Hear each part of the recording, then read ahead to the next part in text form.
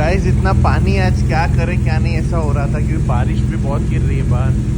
तो हमने सोचा क्यों ना एक कोल्ड स्टार्ट करते हैं। ये है अपनी भूजा।